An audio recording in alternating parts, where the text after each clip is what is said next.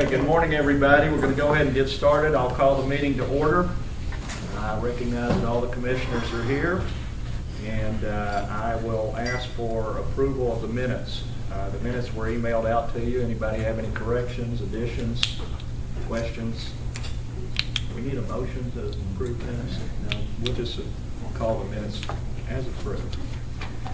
First thing on our agenda today is Resolution 1222, amending commitment appropriations for the fiscal year beginning July 1, 2010. Commissioner, we have two official actions today, both dealing with the Finance Division, 1222 and 1223. I'll recognize Mark Walker to go over both of those with you. Good morning, Commissioners. Prior to discussing the need for additional commitment appropriations for fiscal year 2010, which is the subject of Resolution 1222, I did want to spend just a few moments and also review for you our budget appropriations performance for this fiscal year. And this is a report that we shared with the Board's Audit and Finance Committee last month at their meeting in March. Basically, for the current fiscal year, the total current budget appropriation to date is $846 million. That includes $843 million that was approved by the Board last May, plus an additional $3 million approved by the Board last fall for the purchase of the General Shale properties on Riverside Drive. Our current cash forecast for expenditures for this fiscal year is $755 million. At that level, we are projected to be $91 million or 11% under budget. And two primary reasons that we are so far under budget. One is wholesale energy costs. They're $65 million under budget for the year. Wholesale energy prices for both electric and natural gas are below the budgeted levels that we had for them. And we've also purchased a slightly less amount of electric power this year because of lower than expected sales.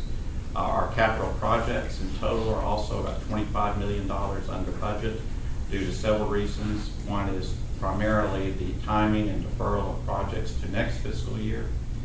And then we've had less growth than we anticipated this year, so capital is down for that reason as well. And then we've had some capital project efficiencies. But I am pleased to report that all divisions will be under their respective budget appropriations for the year. All divisions under budget. Commissioners, this chart shows the variance compared to budget for both cash receipts and cash expenditures for each division and in total. And it essentially also shows the net impact on each division's general fund cash position at fiscal year end. And these are variances compared to budget, and I'll point out that if it's got a bracket, that means it is a decrease in cash compared to budget.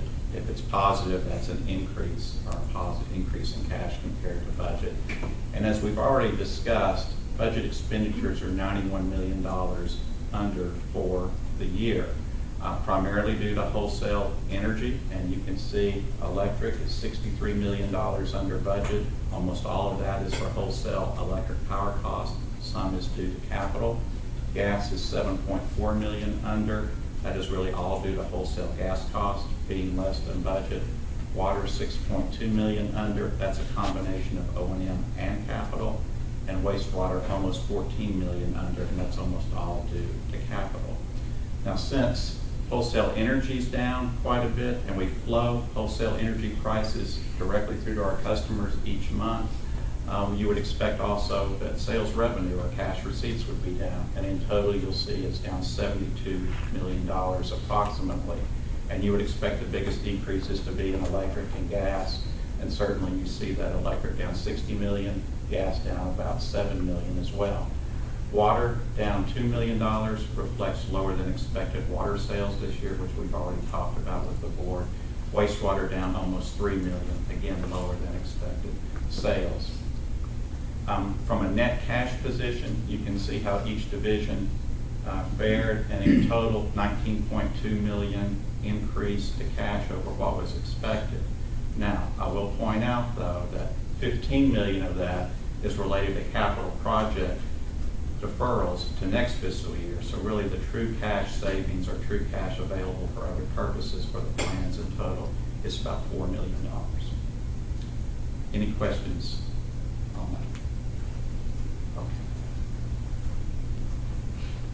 Next, looking a little bit more detail just on the budget expenditures for the year.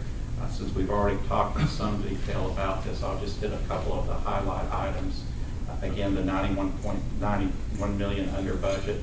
O&M is 1.1 million over budget. The reason for that, there's really two factors there. One is we had $600,000 in utility locate expenses that were budgeted as capital for the fiscal year. They've actually been charged as O&M, and they should have been budgeted as O&M. So that's just a classification issue there. The remainder of the O&M increase is due to the fact that capital work has been down this year. Growth has been down. So capital payroll that was budgeted as capital payroll has instead been done as O&M work instead. So again, just really a transfer. The O&M increase doesn't represent really any new dollars to the budget. It's just a transfer from capital dollars that were originally budgeted as capital. Again, capital down 25.5 million. About 15 million of that will go into next fiscal year. That's timing on projects, deferral of projects.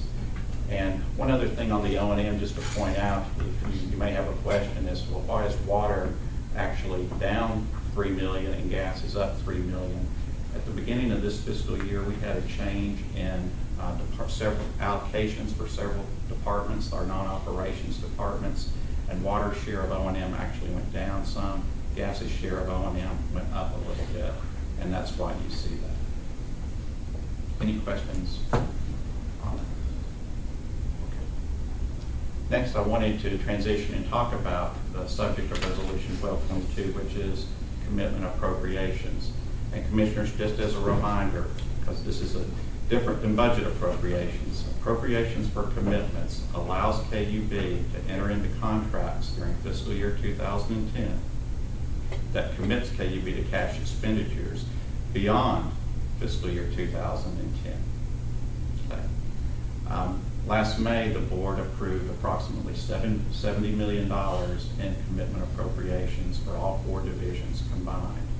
Now, over the last month, we've looked at contracts we've already signed, contracts that still need to be signed for the rest of this fiscal year, and determined that additional commitment authority is needed for the electric and water divisions so we can sign the appropriate contracts.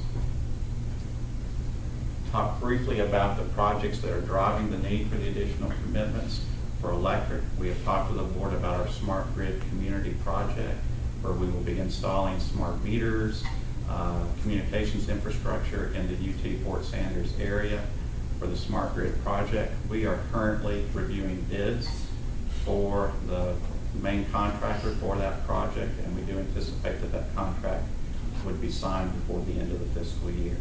And that is why we need additional electric authority primarily. We also have a substation upgrade project in Strawberry Plains that we need to sign a contract for as well.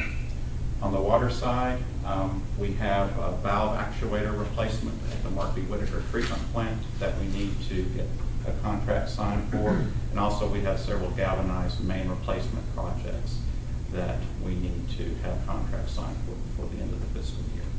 And those are really the needs driving the additional commitment authority request. And in total, Resolution 1222 would provide an additional $11.2 million in commitment appropriations for the electric division, 3.5 for water, about 14.7 in total. And I'll be happy to answer any questions you might have on the budget or commitments if you have any.